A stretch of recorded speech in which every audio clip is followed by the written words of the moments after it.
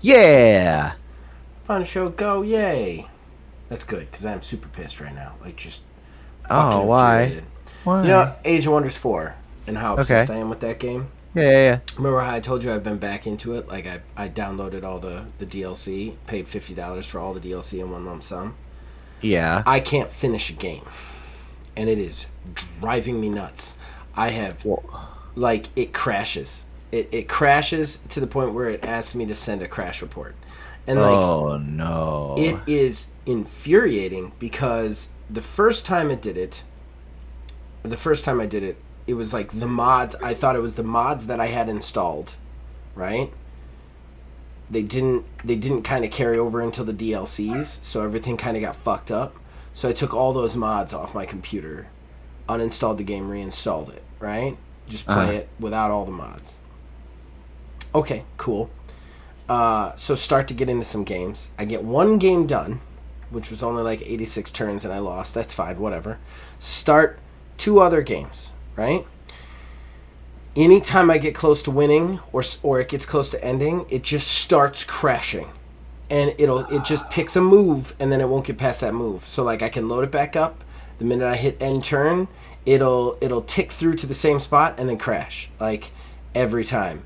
The game that I'm on right now, I have played for 200 turns because I turn score limit off. So like the way the game is played is there's victory, like ways to win via like victory condition, kind of like Civilization. Yeah. But there's also a score victory. The score victory is like 120 turns, 100 turns, whatever. Whoever the game deems is the most powerful kingdom wins, right? I hate that because you can't win allied victories that way. So I turn that off because it just kind of takes the diplomacy out of it, you know? But the games win, that makes the games like winning conditions because they're really hard to get. Like there's three other winning conditions and they are very difficult to achieve. I've been working on this game for like a month and a half. I am quite literally 10 turns away from victory. I've done an expansion victory, and it's all this like I gotta light these beacons, and I've lit them, and I've got them fortified, and like I'm protecting them. I'm 10 turns away from victory. Every time I go into the game, it crashes. Every time. Damn. Yeah, it's really frustrating. And the last one that I thought it was the mods, it would do the same thing. I got really close to victory. Like it was like wrapping up victory wise. Like I was in an alliance and we were wrapping things up, and then it just started crashing every time. So now I'm at this point where I'm like, okay, is this gonna crash every time? Like I have the minimum settings for this game. I more than exceed. Like That's the weird. more than exceed. I for some reason when I go into my graphics card. My graphics card tells me it's running at minimal, like it's not performing well. All the recommendations it gives me, I already have the graphics settings set lower than. So I'm already below it. It's still running minimally, and then what's even worse is like I've got this game potatoed, and I cannot get past. Like I just get to a certain point, and I can't finish the game, and it's literally making me insane. Like making me insane because of the time sink that this games are, you know? Yeah. That I can't fucking finish them.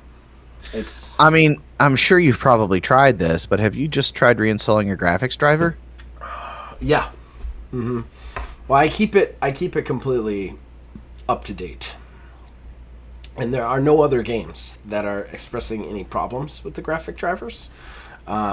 So I did not feel that completely reinstalling it was a good idea, but I am habitually updating that thing. So it is on its most up-to-date version, period. So it can't be that. Because usually when crashes start happening, I'm like, I'm out of date with the graphics driver, and then I update it. Because that's happened to me a couple of times, and that's why I'm kind of like, every week and a half I check, you know? But I wonder. No, completely up to date. I don't know what the fuck it is. And no other game is affected. No other game. The only other thing I can think of, I can't remember how to take a look at it, but I think you can go into like diagnostics and see like how much VRAM your your card is using for the game. Well, maybe that's it. That's the only thing. That's the only other thing I can think of. Is that, yeah, like it's going over that. But how? Like, I've got the fucking thing potatoed. No other game requires this much. Like, the only thing I can think to do other than this is put it on the SSD, and I just don't have room. But, like, it's... I don't think it's the SSD, though. I don't think it's the SSD either. I don't know what the fuck this problem is. And it's just... It's one of those that I feel like it's somehow on my end, but I have done literally everything within my relatively good knowledge to fix it, and I do not know. No other game crashes like this game. Yeah.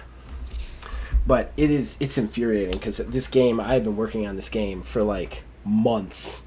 Yeah. Like, and I am 10 away from victory.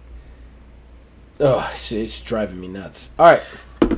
But let's go ahead and get into this thing, man. Alrighty. Have some fun. Going in. Yeah. I like fun. 3, 2, 1. Don't we all? Good. Don't we all? Fun is good. Time to get your fix.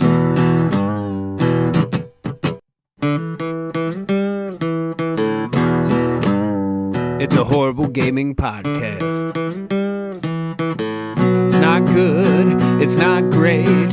Horrible gaming podcast. It's not even what you would call fair. It's really not that good.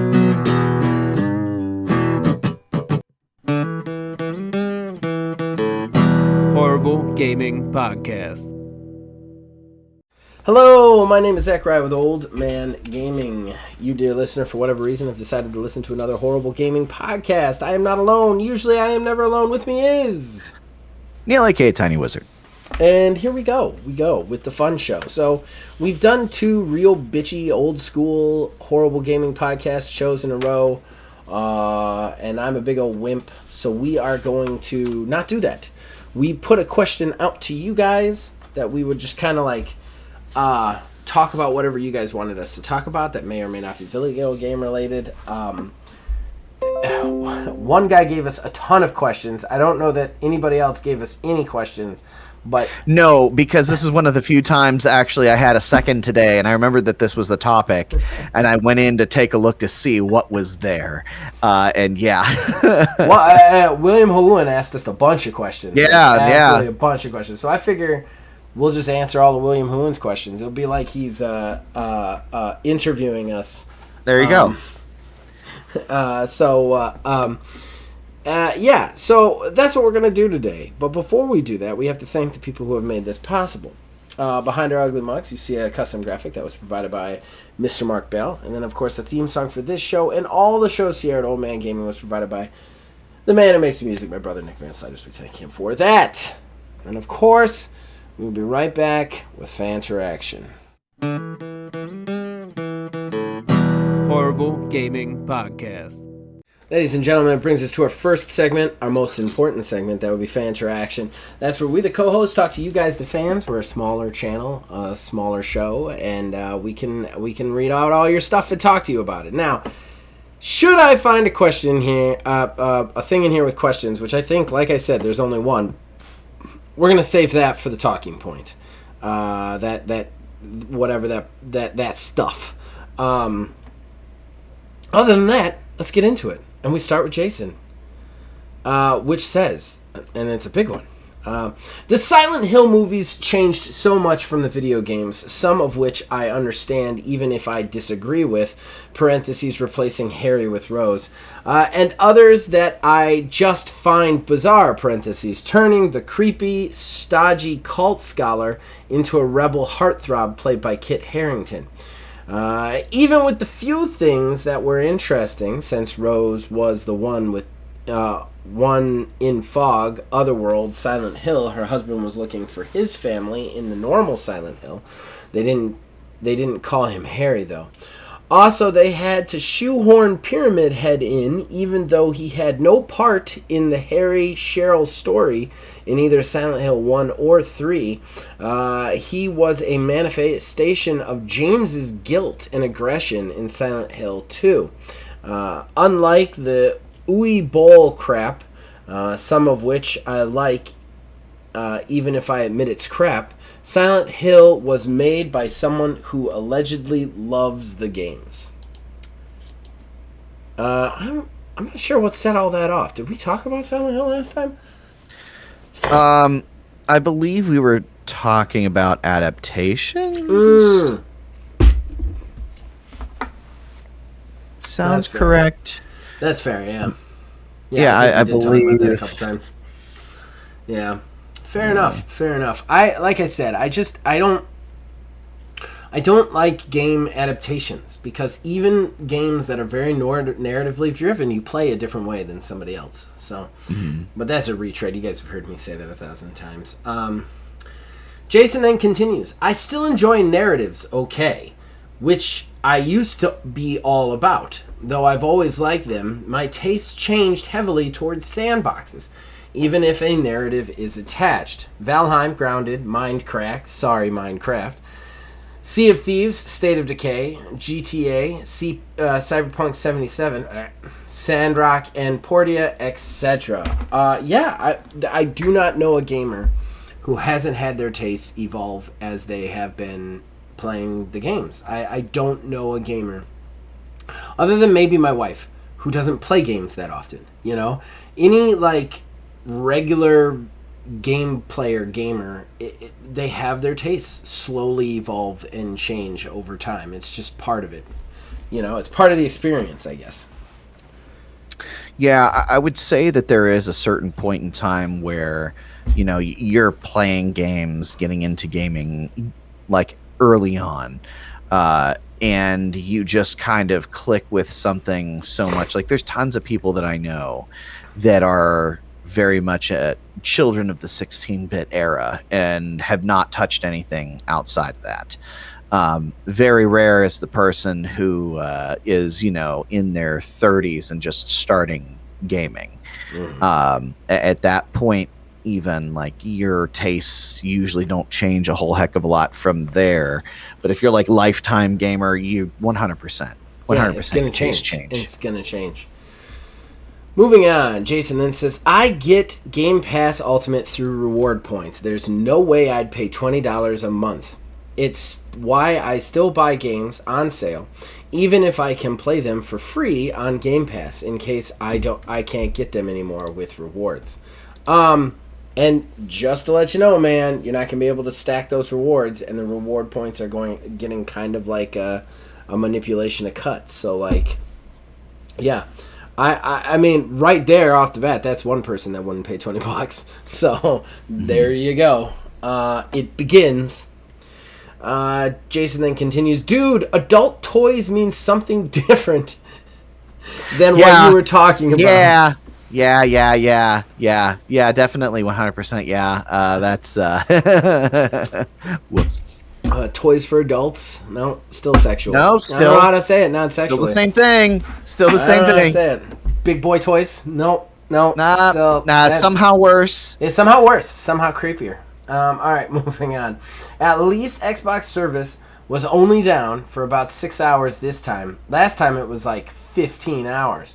Before that, they put the Thai D&D DBD, the Thai Dungeons and Dragons Dead by Daylight up, and Xbox couldn't download the DLC for a day. So we had one less day for the Blood Points multiplayers to use towards Vecna and the Bards. That's some bullshit. They should have extended that. The minute they got pushed down, they should have extended those Blood Points. That's obnoxious. Yeah, that's obnoxious. Usually games of service will extend when they find out that, like, somebody can't get access to it, you know? So that's fucked up, because that's how you get your points. Jason then says YouTube censoring is getting worse somehow. I mean, I know how. It's just getting worse. And then Jason finally says Sea of Thieves is on PlayStation now. Yes, it is. It is indeed. Which is probably why the price has gone back up as well. But my point was still, like, the games on Game Pass drop significantly once they go on Game Pass for actual commercial purchase. So, Like that was my point there. And then we have a big one from William Nguyen. He asks a ton of questions, so I'm going to try and skip out around those and use them later. But he says, "Hi, exclamation point. Of course you haven't seen Hollow Man. That would be out of character for you to have seen a movie." Fair enough. All right, a few topics, ideas for the next talking point. Okay, this is the part I'm going to skip. Man, I feel subscription services are going to get less popular. And that's a big if, the games we buy were all on the discs, physical media could get huge again. Unfortunately, physical games are like a physical DRM to access the games download on the digital stores. Yeah. Anyway, for my off topic, Afterplace just came out on Steam and is 15% off for the week. I made myself a Steam account just to buy and play the game and write a review for it. Just if you needed some kind of seal of approval from me. Afterplace is an indie, open-world Zelda-like game that is super charming and full of secrets. Highly recommended. Thanks for the show. Cheers. Hashtag old school. OMG old school 2 Judgment Day. Nice, man. Nice. So on the subject of the first paragraph that you wrote. So here's the problem, right? So like when the subscription stuff started with Netflix back in the day, you still had cable. And I know we're going to talk about I'm going to work this into the video games, but then what you end up getting is you get this like splintering, right? Because then Netflix starts to make money off of it. And then people start to cut their cords because it's cheaper to do that. But then everything starts to splinter off. Instead of just having Hulu and Netflix, you have to have Hulu, Netflix, Paramount Plus, Peacock, Max, YouTube, all of these things, right? All of these subscription services. And then once you start getting all those subscription services, you realize that you're getting the same amount of ads you were getting with cable, and you're paying almost the same amount you were paying with cable. Yeah. What'll end up happening at that point is cable will become cheaper and everybody will start migrating back to cable. It's just a circular thing. Like everything in the world is like weirdly circular and it all comes back to the same place that it started. And I think with video game subscriptions, the difference with video game subscriptions is how securely and fundamentally Game Pass has locked that down. Netflix did it. Netflix was the first one to do it. They were the first one to kind of do that market, to enter that market. Because of that, they were able to gain this huge following.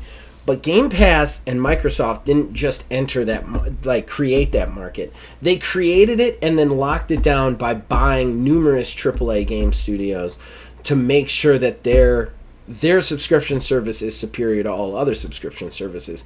Really out there for video game subscription services, Game Pass is it. There's a couple of other ones, but they're absolute shit comparatively. And I'm talking about shit about the selection, right? The selection is what I'm talking about, not necessarily the quality or whatever, especially with all the raises and the complication of the pricing plan. The thing is, and that was one of the big problems that I had with the whole Activision thing, is like you make it to a point where like they're not locking down just video games or the AAA market. They're locking down the subscription gaming market. And that's going to be the next thing. And that's why, that's one thing that I'm very nervous about, is you're going to start seeing Game Pass on PlayStation and Nintendo. And once that happens, Game Pass is going to be literally the only video game subscription service out there.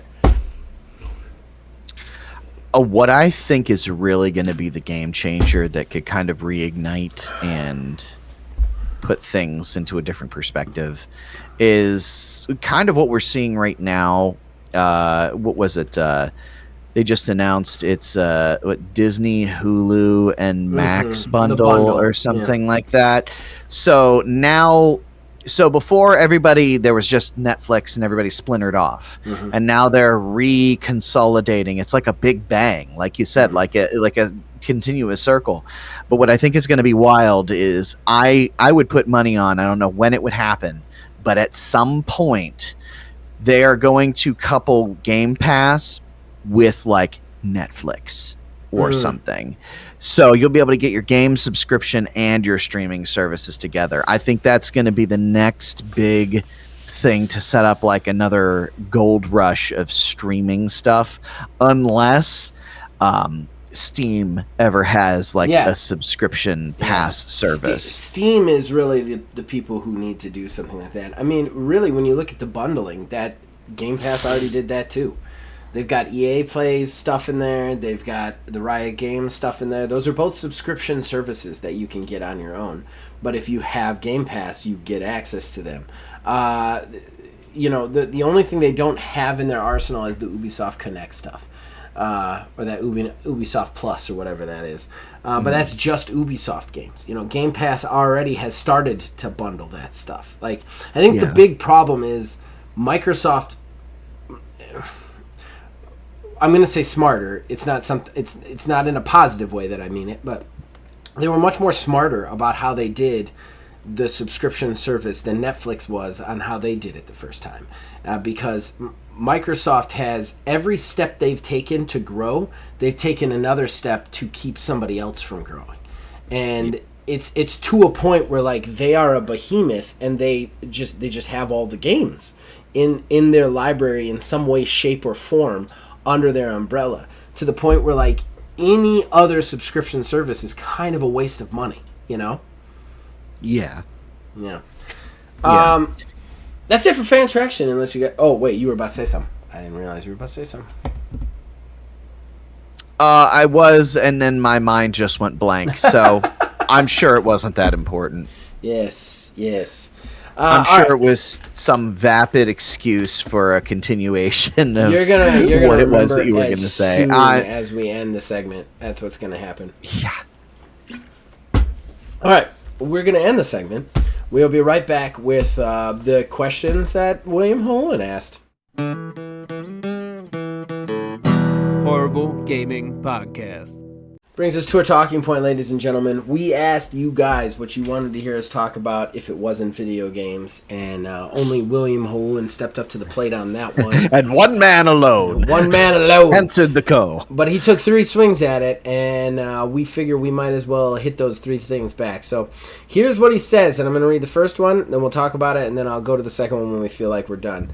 All right, here's a few topic ideas for the next talking point. Maybe you already talked about those, but I don't remember. I'm getting old. We're all old here. William, you're among friends. How have you two met? Was his first question. So I'm guessing, how did we meet? And it is unfortunately Ruby Tuesday. Yeah, I hate to give them any props. Yeah, it's long ago. What was it? Doing our tours in the restaurant service industry. It was what, 2012? No, God, it wasn't even 2012. No, it was way before. Holy crap. Way before that. I mean, if you quantified the entire time, like from the moment we met each other till now, we've probably known each other for like 20 years. But I would not call us like best of friends like we are now, you know, for more than basically the length of the podcast. Yeah, because, you know, it's like one of those things, you know, we work together and we talked all the time about games. Mm-hmm. And then, you know, we went our separate ways in life. And, you know, as things happen, you know, we still kept in contact via Facebook. And then I still remember the idea for the podcast. Yeah, I know we've talked about this before. I still remember that. I still remember the text about like, bro, we should do a podcast. And I was like, yeah, you know, and I didn't know anything about anything. And, you know, much like the same energy that I bring to the podcast as it is now, I was just along for the ride. If somebody else wanted to put the work in, I'm golden, man. It's very interesting. So we met, and he was a salad bar guy, / cook, and I was the dishwasher, eternally dishwasher. What you guys don't know about me was I made a career out of dishwashing. To the point where I made more money than any dishwasher in the history of the company by the time I had left. Because something I noticed is that straight up dishwashers at the company were just the worst, like, humans that would walk through the door. So they would just not show up. They would just come in drunk. So, like, I would show up. I would do extra work. So I ended up, by the end, I got, like, a set schedule. It was 4 days on, 3 days off. Exactly 38 hours with with, like... with, like, the most money a dishwasher had ever paid. So for my single days, it wasn't too bad. But we had met first at Streetsboro. Was it Streetsboro? It was Streetsboro, right? Yeah, it was Streetsboro. Mm-hmm. Streetsboro. Then I switched Ruby Tuesdays. And then, because I switched to Bainbridge and worked there for a couple of years.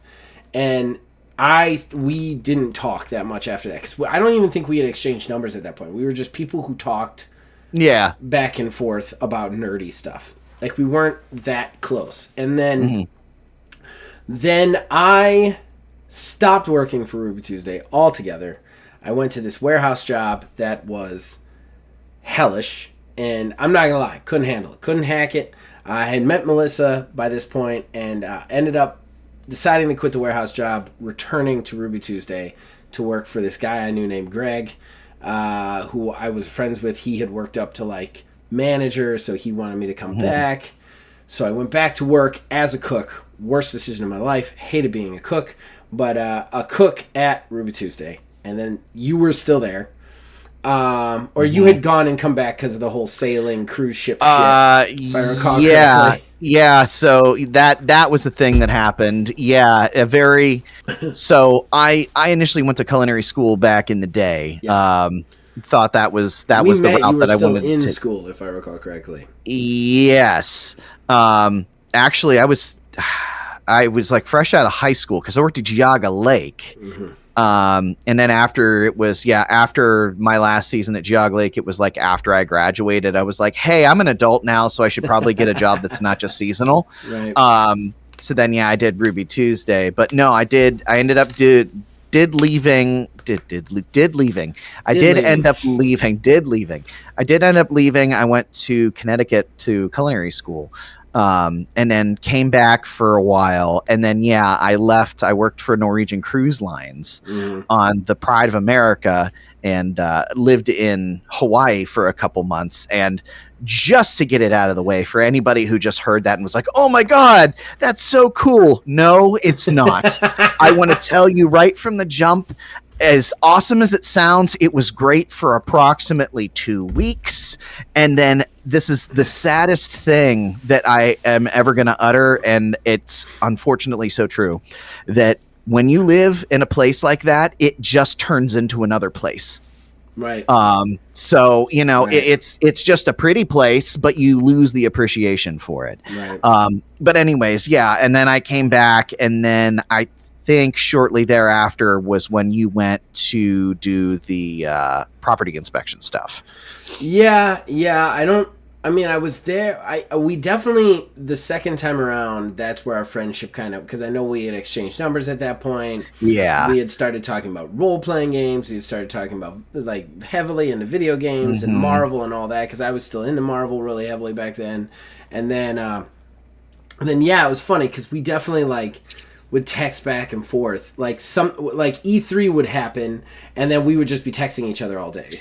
And, it would be a transcribed podcast, effectively. Yes, it definitely would. And then that's where the bro, we should start a podcast was. And I actually kind of did Neil dirty because we didn't start a podcast. But, like, I want to say, like, a year later, I started this podcast with Logan. And the thing was, though, okay, so hear me out on this. And one of the reasons I didn't specifically quickly reach out to you is we would text each other every so often, but we had fallen off a little bit on that, and we were mostly talking through Facebook. Yeah. But me and Logan were playing games every day together. Like, we had actually met online and were playing games. And my thought process for a Horrible Gaming podcast was you would get my take as an older dude, and you'd get Logan's take as a young guy, because he was only, like, I want to say, like, 17 or 18 when we started the podcast. If I remember, he was really like young. about to start college. Yeah, because I remember having a conversation with him after we had played a few games together, because we just met in Apex Legends, and he was hysterical, and we just started playing games together. And when he told me his age, I was like, you're the cutoff. And he's like, what does that mean? And I was like, you are absolutely the youngest person that I would play with and feel comfortable playing with online at my age. And he always laughed at that. But then I started the podcast with him because of that. And then Neil jumped on the podcast as a fan, like constantly, like you would listen and you would respond, which is hysterical. He listened more, ladies and gentlemen, when he was not on the podcast. I listened every freaking week. He listened every single week. He commented like every other episode. He was William Houin in the beginning, like without a doubt, or Jason within the beginning. He would comment constantly. And then, so we had him on an episode.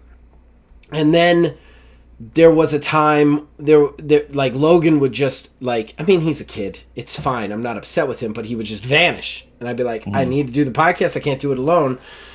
So I would contact Neil, you want to come on the podcast? And then I was like, we should he had filled in so many times that we were like, let's just have him on the podcast full time. We'll do 3 people.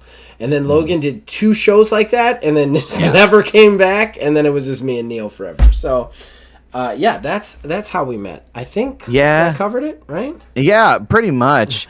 Yeah, I'm really trying to quantify too. Like you had said it's something like 20 years, and I'm like, I don't think it's 20 years, but I'm like, well, it's pretty. You were pretty young. It's been a hot minute because I started at Ruby's initially after I graduated, and I graduated 2008. So, I mean, yeah, it's been about 14 years. Yeah, it has been a crazy amount of time when you really think about it. Like, I knew you before you went to college. So there is how young you were when I knew you. And just to point out everybody else, there is quite a bit of an age difference between me and Neil. Mm-hmm. I am 42 going on 43. Neil is like 34. Gonna be 35 this 34. Year. He's a baby as far as I'm concerned. So my joints would say otherwise. Wait till you're 40s is what I would respond to that. So you want to move on to the next question? Sure. It's a weird one. I don't know how I'm going to answer it without being depressing. But he says, what do you think you'll be doing in 10 years? God. Oh, God. What am I going to be doing in 10 years? Well, you go first. What are you going to be doing in 10 years? I'll be surprised if I'm not dead. Honestly, oh, wow. I'm a train wreck. I've got some health issues now. Like, I'll be surprised if I'm not dead. Hopefully, I live on immortally through my works here and the 400 people that chose, 400 to 500 people plus that chose to watch it. I don't know if I'm still alive. I doubt I will be able to still do this in 10 years. Probably the podcast and maybe some of it because I don't think I could give it up forever. But like the whole thing, but like I have a limited amount of time to start making enough money to warrant me not getting a job. Yeah. And that time is because right now, some of you may know this, some of you might not. I work childcare for Phil Billy. I watch his kids, and when they become age to go to school, the wonderful children that they are, they will no longer need my presence. And at that point, I will have to find means in some other shape or form. And when I do that, it's going to be pretty hard for me to put out 14 fucking videos a week. So, I routinely have to tell you sometimes that you can just not. No. I know it's ridiculous. I think last week I put out like 17 videos or something just in the week alone. Between the TTRPG stuff and the video game stuff, I was out of days. There was no way I was just like, where do I put this? Oh, there's a show on every day. Oh, there's 2 shows there. There's 3 shows there. Like, it is crazy the amount of content that I post. If you took all the content that I post from YouTube and from Spotify, it would be astronomical. So, what is the total number of videos on the channel right now? On the channel, it's 1,800 something. Holy shit. Yeah, I believe. Yeah, meanwhile, 3 years ago, I said I was getting ready to do my next Terrible Talk video, and I just never have. So there's true. that. That is true. I definitely, let's see, 1.8K videos. Jesus. 1.8K That's videos. I think I crazy. can actually see the exact number if I go to analytics. Where's my analytics? Well, for you, I hope in 10 years that Axiom Games is going to take off and be an actual, like, big time thing, or at least even if it's a small time thing. As the man who can see the money, I don't think that's going to happen. But I would love that to happen too. That's obviously the goal. That's obviously the goal, is for that to happen. But I don't know if that's going to happen. I cannot seem to see content. Maybe there, maybe under that one. God, what am I going to be doing in 10 years? Yeah, I was about to say, you haven't answered your question. Mine was, I don't know what I'm going to be doing in 10 death years. And not doing honestly, shit. Knowing me, I'm probably just going to be doing the same thing I've been doing. Probably still working at my same job. My job is weird, so I can't really, like, talk about it because they basically get strange about basically one of those companies that's very weird about online presences and everything. So we'll just leave it at that. But yeah, I'm probably just going to be doing the same thing that I'm doing. We'll be doing this in some fashion. You know, I feel like someday, one day, with at least in the realm of the podcast, maybe it'll turn into like a bi-weekly thing. Just because, like you'd mentioned, you know, eventually, someday, one day, unless Axiom takes off, you know, I work full time. You'll have to get something going on, you know, that sort of stuff. Like, I'm boring. The boat has sailed on me being the breadwinner of the house, but I need to make something. You know what I mean? And right now I make something. Yeah. If that something goes away, then I need to make something else. And that something is going to go away. It is literally timed to go away. Yeah. If I'm doing my job right, it's a good thing. The thing is like, probably I would get a job with the school, like driving a bus or something, so that I could go home for Stella in the summer, though she's getting to an age where she could be home alone.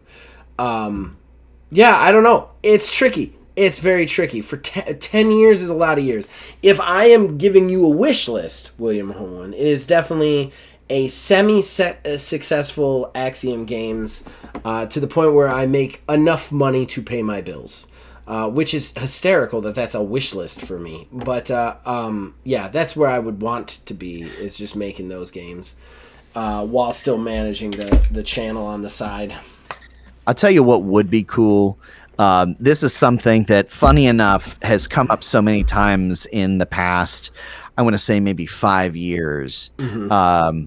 So for our honeymoon, Kayla and I went down to Florida to Universal. And when we went down there, the day that we got there was my birthday. So she was looking for things for us to do. And there is a place down there called Cloak and Blaster. It is a restaurant gaming pub.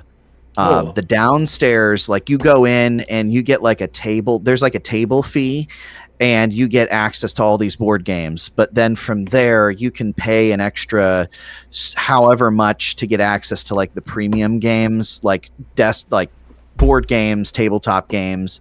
When we were there were people who, like, DMs who rented out full tables to run their campaigns, full service bar and restaurant. And then upstairs they had an area called the Citadel, which was painted like the Citadel from Mass Effect, and it was just consoles, and you could rent screen time up there, and like it was the coolest thing. So we had always talked about, like, man, wouldn't it be cool if we opened a place in this area called the Tavern, and it would just be a smaller pared down version of that, to where it's, you know, it's like a social sort of thing, you know, bar, some light food. And then from there, I had a school project one time about writing a business plan and the business plan was for a fictional business. And I'm like, you know what? We've talked about this before. Let's have fun with it. And I did that. So much so, even our basement that you can see in this video here, eventually I'm going to end up like redoing someday, one day when I get the time and money to do so. But I don't know if you can see it or not on my screen. But down here, there's a wooden sign. A buddy of mine as a housewarming gift. He has a CNC router, and he did up in solid oak the tavern, as we'll end up calling it down here whenever it eventually gets taken care of. Oh, that's cool. Yeah, but if I had the money and means, we would open up that sort of place. And there's a place over in this area that was actually already pre-themed. It was called the Dragon's Den that was up for sale at one point, and we, not seriously, but not unseriously enough that we wouldn't call it a joke, thought about like what we could potentially do to buy a place like that and like set it up. But we got out of restaurants, so I don't think I necessarily want to run one. Because I know what it takes to make it go, and I know I don't want to do what it takes to make it go. Yeah. The minute you're one of those people who says if you got time to lean, you got time to clean, it's like, oh, hold on, I'm gonna go drown myself in the toilet. Yeah. All right. So I think we covered that, right? Yeah. All right. Final question. What food/meal could you eat every day for the rest of your life? Bro, buffalo chicken anything. Really? Give it to me. Chicken I do not care. The only buffalo chicken something that I have not enjoyed is I don't know. Yeah, I think there's one up over by you. A BJ's restaurant. Yeah. So BJ's buffalo chicken pizza is whole trash. But outside of that, there has not been a single buffalo chicken anything that I have disliked. Buffalo chicken pizza, buffalo chicken flatbread, buffalo chicken spring rolls. If it is a chicken of the buffalo variety, I do not care. Like, give it to me. Give it to me. This would be a hard one for me. Because he says, what food/meal could you eat for every day for the rest of your life? So by could, is that like physically feasibility? Possible? Yeah. I mean, I could eat Taco Bell every day. I will die about 17 days in. Yeah. like if that's what we're doing. I think yakisoba, those shitty little noodle yakisobas, yeah. I love them. And then Chinese food or pizza, I could probably always. I'm always okay with consuming either one of those. Just always. Talking about Taco Bell, why I couldn't have Taco Bell constantly? It's because it's so unpredictable. Yeah. So unpredictable. It's a real wild card. If it's anything like the one over by us here, you'd be lucky if you even get half the shit you order. From there, like, it's always just like, you never know what's going on. And that's just at the local level, like the individual, that store level. The company itself cannot keep the good shit for some reason. I have, over the past few years, had to change what my favorites are there, because they'll get rid of some shit, I'll find some new shit, and they'll get rid of that shit, and I have to find some new shit, then they'll get rid of that shit. It's just a constant battle to where it's like, I guess soft taco ? Like, I mean, don't get me wrong, I've done some fun things with those like stackers that they have and everything now, which, let's be real, it's just a quesadilla folded up. But yeah, it really is. I think that I want to shout out the Kent Taco Bell. They are phenomenal. I think we've only missed like one or two items every so often, and they're usually pretty fast and concise. The only thing I'll say is sometimes, apparently there's like a button they have to press when you're using the app to make it okay for like people to make drive-through orders through the app, and sometimes they forget to turn that on, and I've got to go in there and have a weird conversation with some like ex-meth guy. Like, that I would like to avoid, but other than that, they are really good Taco Bell, the Kent Taco Bell. I had a weird issue with the Taco Bell app at one point where I think I may have talked about it before on this Get podcast. me started on the Taco Bell app. That it, for some reason, like it was to the point that I had to message their support people on the Google Play Store, because it was only giving me the options when I ordered through the app to have diet or sugar-free sodas. and I'm like, I'm over here just like, what happened? Did I order something that like a maximum capacity of food where for their own liability, they had to be like, look, bro, you can't have sugar too, because we would be held criminally liable for your diabetic shock. Like, I thought it was something wrong, you know, and I even like sent screenshots and everything. Like, I don't know what the deal is. And they're like, oh yeah, that's really interesting. And I never heard anything back. And then it was just like, I stopped eating Taco Bell for a while because I couldn't order it through the app, because believe me, I feel weird ordering Taco Bell through like a person or the drive-thru. I will only order it through the app now because you can customize the shit out of everything. Yeah. Because that's all I do is I just build my own shit. I mean, yeah, my burrito is $5, but it's a good goddamn burrito. Yeah. But yeah, it's like one of those things where I didn't do it for a while, and then one day, magically, oh hey, you can have your shit fuck bad sodas again. Like, I have a couple of problems with the app. First of all, if the store you're trying to order from just doesn't open that day, it won't tell you until you go to order, but it won't actually tell you. It'll just bring this little fucking animated taco that just goes, something went wrong, and won't let you order. On top of that, because that's one problem with the Kent Taco Bell, is every once in a while they just don't open in the morning. I don't know what that problem is, but like there's just nobody there and they don't open till like noon. But then when my card switched over, like when I like it expired and then we had to get new cards and it switched over, I took the old card out, put the new card in, and it would not take it. And to the point where I had to start manually entering in the card. And here's what's even crazier is the card's a MasterCard. So I would, instead of going to the old one, I would manually enter it. I would say, do not remember. I'd hit OK. And then it would switch to pay on your Visa card.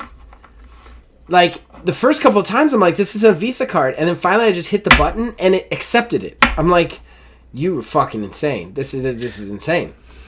So I'm very glad that you have mentioned this, because I have, first off, I thought the card thing was just me. With all the other card things that I've ever encountered with that app, I was just like, you know what? I don't even care. Like, you know, I thought whatever. Same situation. My card expired, so I had to go ahead and put a new card in. Wouldn't take it. No idea what the deal is. Now I have to pay through Google Pay on the Taco Bell app. That's the only way I can order.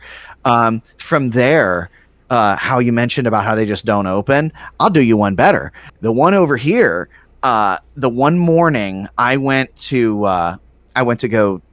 up early and I was like, you know what? I'm going to treat myself. I'm going to get some Taco Bell breakfast on the way in. Because, of course, it's not for the breakfast food. It's for the Baja Blast at 8:30 a.m. on my drive into work. But I put in the order. I live a mile, 2 miles up from the Taco Bell over here. So I'm like, great. I'm going to stop over there, go through the drive-thru. I pull up and I'm already nervous because there's no cars in the parking lot. And, you know, and I'm over here thinking like, well, maybe somebody had some car troubles or something. I pulled up there, sat at the thing, waiting for a while. Nobody said, oh, hi, how you doing? Anything like that. Just sitting. And eventually I just gave up. So I was like, oh, okay. I'm thinking, you know, because you didn't check in to get your order or whatever, they refund you the money. Fucking nope. No, so I'm still out of, I mean, it's like $8, you know, and some odd cents for my Taco Bell breakfast. But, you know, I'm just like, what in the hell? I'm glad it's not just me, because I thought I was doing something wrong with Taco Bell, man. Yeah, no, that app sucks, and they are not in good communication with things. But no. I think we've answered these questions pretty good. You want to head over to the news? Yeah. Alrighty. Horrible Gaming Podcast. Ladies and gentlemen, that brings us to our last segment, and that is the news. Neil collects news stories that don't necessarily deserve a talking point, or that we just don't want to spend that much time on. But we want to let you guys know about them. We want to riff about them. So Neil's got 5. Take it away, Neil. Alrighty, so continuing with the theme of everything having an adaptation, did you see that Amazon is doing a Yakuza series? Oh, wow. Really? Yeah. And I'll tell you, I think it might actually work out pretty well. Because that's one of those ones like, yeah, sure, it has a storyline, but it's not like a niche thing. You know, a Japanese gang story. People who don't watch or play games at all could get into it. Now, maybe not, given the fact that it's Yakuza Like a Dragon, but you never know. From the little bit that they showed, it looked pretty grounded to me. It's going to be starting in October over on Prime. Okay. I mean, I think, again, Yakuza is just as susceptible to them trying to redo material that they've already done in a game. They need, like, Yakuza's rich enough that they could do a side story. You know what I mean? Don't do the main thing, and it sounds like they're doing the main thing. I think that's going to piss fans off, but we'll have to see. Yeah. In other news of pissing people off, Humble Games laid off its entire staff. Now, this is very confusing because nobody really knows what the hell is going on. Initially, it was reported as it was just a part of a restructuring and it's only temporary. And then it's like, well, yeah, it's a restructuring. Everybody's fired. We're just going to start from scratch. Nobody knows what the hell is going on, and it's not really a good look because it's, of course, an entire staff that's being laid off. I think it was like 32 people, something along those lines. A couple of the games that they've done, one of them was Forager. I remember that, but there was much more than that. But yeah, they laid off their whole staff for restructuring, and nobody knows what the hell is going on. Well, and isn't that the one that the staff members actually spoke out about it because they learned that they were laid off from like a third party like news story? They didn't even know that they were laid off from Yes, the I company? do believe. Yes. So, I mean, which is, at this point, unfortunately, very commonplace. Yeah, I mean, look, layoffs are bad enough as it is. I'm not going to say one way or the other, but like, Hubble Bumble. I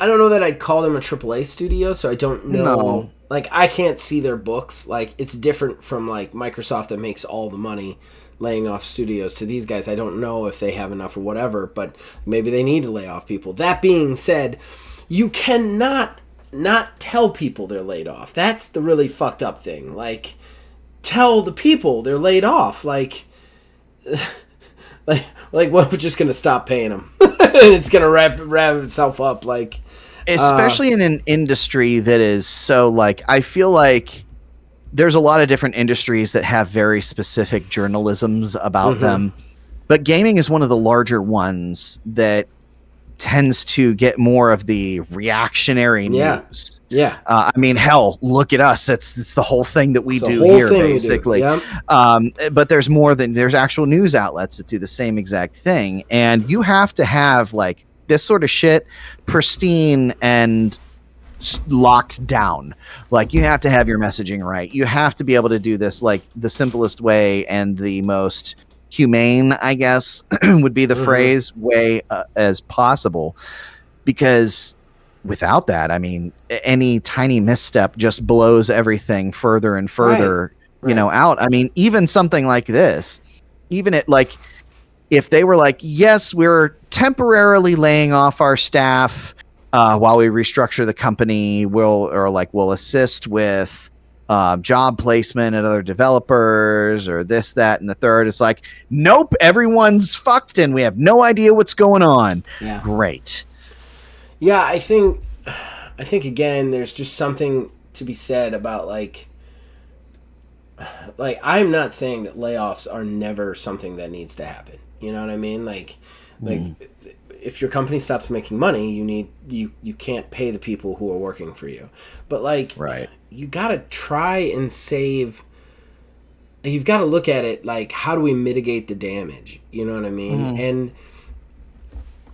And not throw fuel on the fire. Yeah, like on top of laying off all these people, you're also doing it in a shitty way, which is going to lend even more issues to you because you're going to look like fucking assholes. And I think that, like, you're right. Video games is something that is, there's eyes on it at all times. Like, at all times there's eyes on it. Like, just like the movie industry, just like TV, possibly even more so. There's just constantly eyes on it. So when something happens, it is immediately in the news, immediately in the media. And I think that, like, but a lot of those video game companies don't treat it like it's like that. And I'm like, well, what are you doing? You know what I mean? Like, these people are just going to get mad, you know? So, speaking of things that make people mad, there's a lot of that this week, unfortunately. Yes. So SAG-AFTRA members are going on strike against video game companies. Basically, while for the most part everything's been worked out with the writers and everything like that, we had even mentioned about this a couple months ago about the fact that there might be some issues in the video game space. And it is because the gaming sphere is reluctant to forego the use of AI development in their games. Shocker. So, you know, this is for primarily, as far as SAG-AFTRA is concerned, motion capture, you know, voice work, everything like that. However, it gets even more shittier. There's apparently an exemption for work on Grand Theft Auto 6. So you can strike all that, you know, fight the power, you know, struggle for equal protections and this, that, and the third. But GTA 6, though, got to make sure that gets out on time. That is not great. No. I mean, look, it just undermines the entire idea of the strike. If you say, well, you know, we're not going to do the thing except for this one thing that we can still work on, because even though it's like, let's be fair, for one of the shittier companies overall with how they treat people, you know, that's the one, because it's the cash cow, it's the money maker. Like, and if I remember correctly, Fran Drescher is the head of the SAG-AFTRA union, correct? I am not 100% sure. I think so. And she's been in this shit for a while, but like, I don't know if she like knows how the gaming side of things works, but I mean, I know she knows how the rest of Hollywood works. And I feel like if she's as vocal as she's been over not this past summer, but the previous, when the writer strike was going on, I feel like this is a huge misstep for her. Like, why would you let that go? I mean, you can't half-ass pull the trigger. You know what I mean? Right. You either strike or you don't strike. You can't like give a pass on a game. The only thing I can think of is that the voice actors involved in Grand Theft Auto know that they're going to get a payday. So when they went on strike, they were basically like, we don't want to include that, and it was like a joint thing. You know. That being said, again, you can't go half-ass on a strike. Right. The AI thing is so tricky. It's such a weird, murky place to be in, honestly, because there's so many uses of it that would make things better and easier and awesome, but at the cost of things for other people, you know? And it's like, when is it an appropriate use? When is it not, you know? It's just tricky. I mean, honestly, I think I would draw the line at if something is supplemental and like used as a tool to improve abilities and not replace. That right there is, I think, the line. Well, and now, of course, there's more than just that, but you know. Right. Like, here's the thing. Like, if you're trying to make a game and you're trying to make it huge and you're trying to use AI to do that, right? Right. Like, that could make things a lot easier if you could use the AI to synthesize voice lines. The thing is, though, is that the voice actor shouldn't be undercompensated for that. And I feel like that's the tricky thing. It also gets misused a lot. Like we've already heard the horror stories of like voice actors finding mods where their character is making sex noises in their voice because they used AI to mimic that.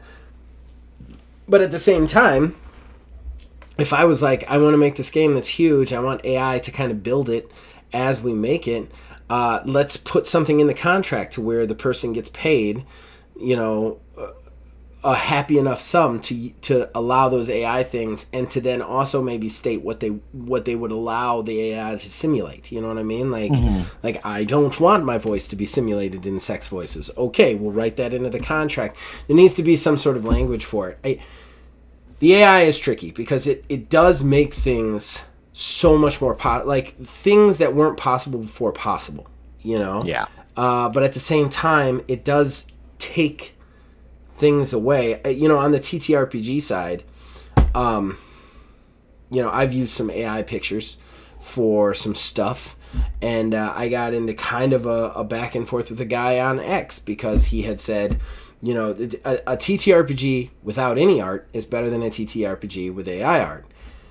And I was like, yeah, but the TTRPG without any art doesn't sell anything. So that guy's not making any money. Okay? Like there has to be a point where like we draw the line. I personally I think if you're a D&D trying to use AI art to cut artists out, it's deplorable. But at the same time, if it's one dude who can barely keep his company afloat and needs art to sell it, is that bad? You know what I mean? Like it's tricky where the line is drawn, because effectively on paper that's the same thing, but like you can kind of understand the latter more than you can understand the former, and it's so tricky, especially with video games. I think that like it's just tricky. The whole strike is going to be tricky in my opinion. Yeah, and I do wonder if, Hollywood really dug their heels in a bit with this last strike. It lasted longer than the previous strike in, 2008? So I'm really curious to see how this is going to be in the gaming sphere, because if there's one thing that we know about gaming companies, is if it is something that can either not save them money or loses them money, they will fucking not do that shit, man. They could very easily dig their heels in, and we get a lot of text-based games in the next like 10 years. Well, I mean, let's be fair though. I mean, that's kind of how indies took off. Yeah, the general shittiness of AAA. I mean, if it's good enough, if it is good enough. Yeah. I mean, with the right atmosphere, I'd play a text-based game. Yeah, I agree. I do. I already do. I agree. I just think that it's a real tricky situation, because in some ways I see both sides, and I hate those kind of arguments, because at that point I don't exactly know where to fall. Right. And it's the same even on the other side with the TTR. Like, I understand why an artist is mad. Like, the AI is using elements from their art to draw pictures. It's taking food and money out of their pockets and mouths. You know what I mean? Like it's costing them those. But at the same time, on the other side of things, if I contract somebody to do a piece of art, it's usually like cheap is $50. So like $50 adds up real quick when you're trying to do a full size book. So like it is real murky in my opinion, and I don't know where it's gonna fall, and I don't know where I land on it yet, honestly. Right. So let's continue the shit fest. Sure.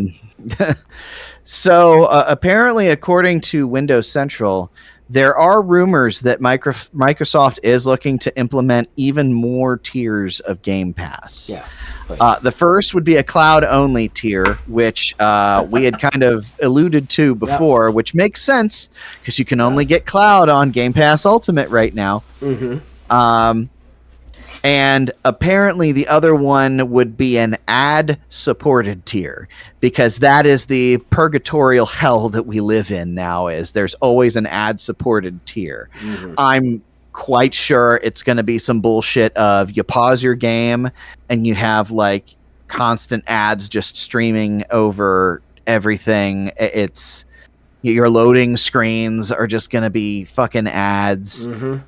And I don't know if I don't understand marketing, I guess, in some cases, because for me personally, anytime there's an ad in anything, if I have a show paused and there's an ad on the show, I'm not looking at the screen. Mm-mm. It's not getting me to go out to buy anything. No. The commercials on Hulu and everything, that's when I go pee. Like, I'm not looking at them. It blows I don't know, it's my weird. mind how much these companies spell on advertising revenue and advertising marketing, because I don't think there has... I think maybe 5 times in my life I've seen an ad on something and thought, oh, that's something I should purchase.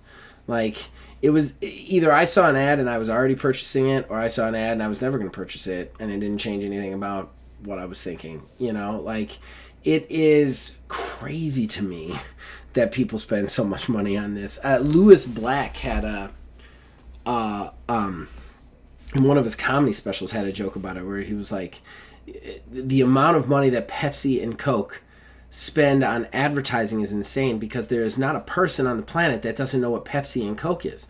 All they should do is they should take all that money and, instead of like buy Super Bowl ads, just send people coupons for a free Coke. Because then if somebody hasn't tried a Coke, they could use the free coupon to go get a free Coke and drink it, and maybe that'll get them on. That should be it, because there is nobody you haven't reached already, you know? And it's just kind of insane to me. It's absolutely insane to me. Absolutely insane. Yeah. So last one here. Love ending on a dumb one. So as we've talked about before, GameStop is getting into the buying and selling of trading cards.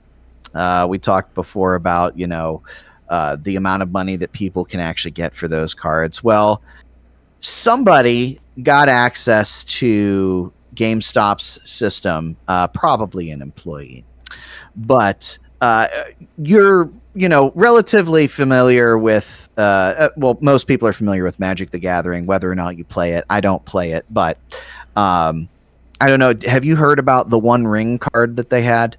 Oh yeah, that was like super expensive. Yeah, super rare, super expensive. In fact, we talked about it like a year or so ago when Post Malone, I believe, is the one that bought it. Mm-hmm. For valued at $2 million.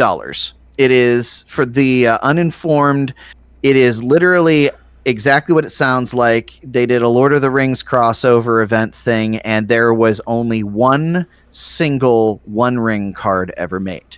Right. So it made it the rarest card out there.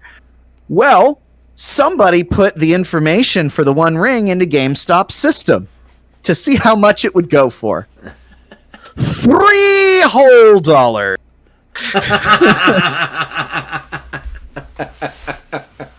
If that ain't the most GameStop and ass GameStop thing ever, like, the best we could do is $3, But if the article that I was reading, because that's all they have.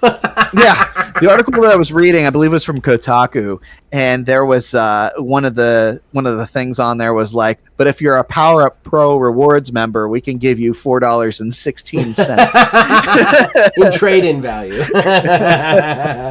That's funny. I have one insanity, because I thought you'd cover it, and I thought it was really cool, so I'm going to share it. A game that is like almost 20 years old now, Castle Crashers, is getting a free update to it. It is being put on. I didn't hear about this. Behemoth Game Studios did a live stream, and a bunch of their old games are getting new DLCs and new up-reses. The Castle Crashers on Steam is getting an upres, like the whole thing. They're just making it prettier and nicer. But they also added this. They also added basically mod support to it, so people can. Oh my God. Yeah, the Steam Workshop can go to town on Castle Crashers basically now, which I just thought was cool. It's called the Painter's Boss, Painter Boss DLC. So you can like put anything you want in there, bad guys, levels, stuff like that. That's great. And you can download other people's off the workshop. I think that's really cool that it's getting mod support this late in. It is a stellar side-scrolling beat 'em up of absolutely megalithic proportions, in my opinion. It's one of the best, and I urge anybody to go check it out, especially now that it's going to have like just all sorts of crazy mods stuck into that bad boy.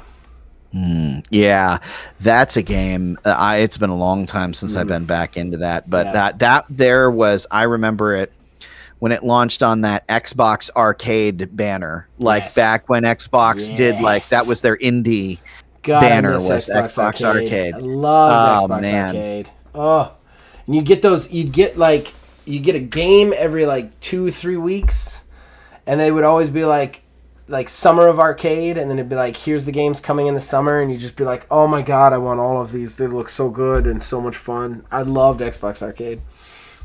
Can't believe I missed that. Yeah. It was on IGN too, so. Huh. Yeah. All right, well, if that's the news, shall we do the plugs and be done? Yes, sir. All right. Horrible Gaming Podcast. Ladies and gentlemen, that brings us to the end of the show and the shameless self-promotion that comes with it. Neil, what would you like to plug? So Ordo Scriptorum, the first hunt has begun. That was when we were getting our bearings in everything in single mod. That was my first time playing. Yeah. And those now rules are obsolete. We've got now. an update. Well, the what? The rules are obsolete now. Yeah, the rules are obsolete now. So just watch it as a comedy thing. It will be a comedy thing.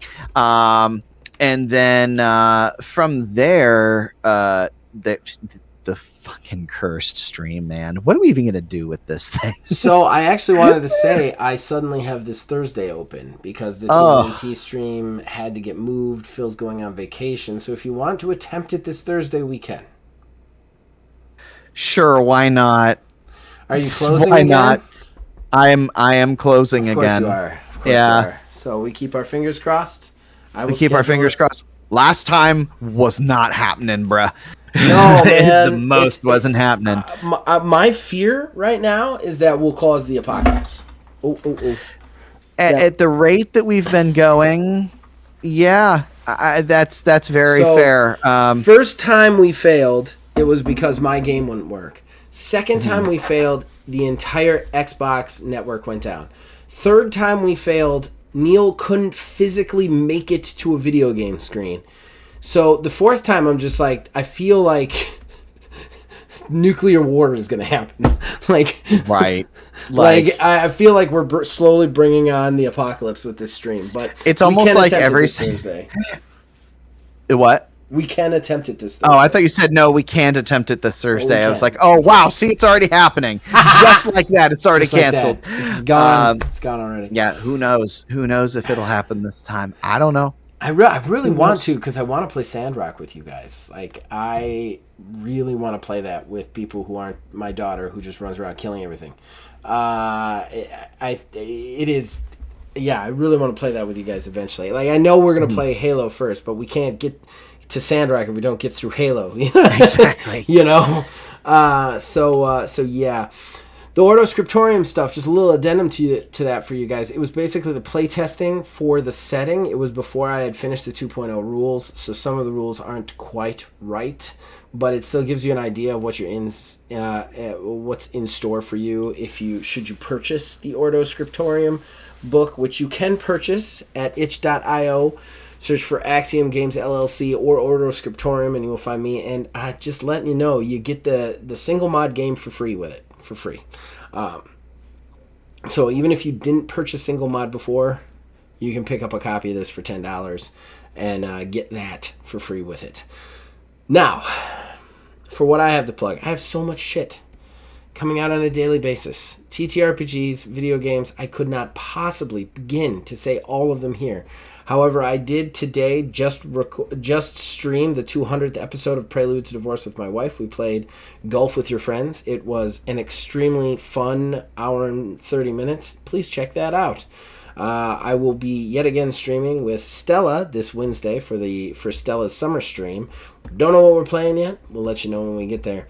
Then I've got my normal Tuesday stream, and then whatever the fuck happens with Neil. I also have a review coming out for Sandrock Online, which will already be out when this comes out, so you can check that out. And on the TTRPG side, we have never had more TTRPG content in our entire fucking lives. Monday, we've got the final couple of episodes of ID, our Doctor Who actual play. Tuesdays, we've got Last Tea Shop, 15-minute quick shots, The Endless Road. This Wednesday, we've got Astral Drive returning. Thursday, well, we've got this stream, but we also have OMGM in the morning. Friday, I don't actually think we have anything Friday. Holy shit. And then Saturday, we've got Bite Size Games. So check out, like, anything that you can think of that you want to watch, we have or have coming. We're still also working on some new games and some new projects. There's a bunch in the chamber that we haven't fired yet. So stay tuned and check it out. Of course, you guys can reach us on Facebook at OldManGamingDH, on Twitter at OldManGaming9. You can join our Discord links in the description below. Influences and all of our shows from there. We also have merchandise up on wizardsrespite.com. Please check those out. I was hoping to get my shirt before we recorded today, but it did not happen. So next week, hopefully, you'll be able to see me in them. And yeah. As long as you keep watching and listening, we'll keep making them. See you guys next time. Finally got to see, well, finally, it's only been out for a couple days, Deadpool and Wolverine last night. Yeah, I rewatched the first two Deadpools because I'm going to go back into the superheroes just to watch that one more time. I can't not. It's Ryan Reynolds.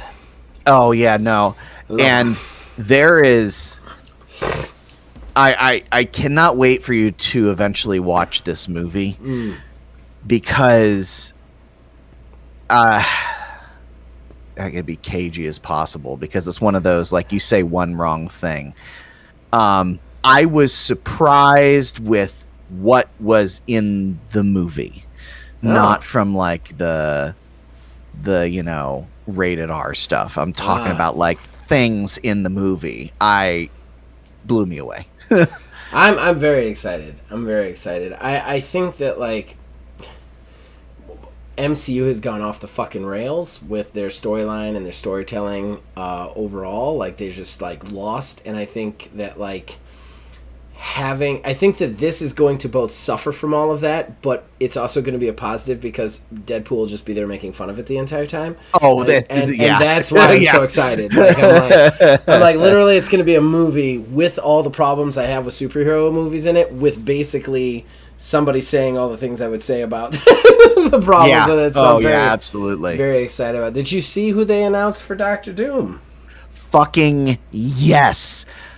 You know what's absolutely butt fucking crazy about that is I have a work group chat where it's me and two other dudes that I work with, and we just chat shit about Marvel constantly in this group chat.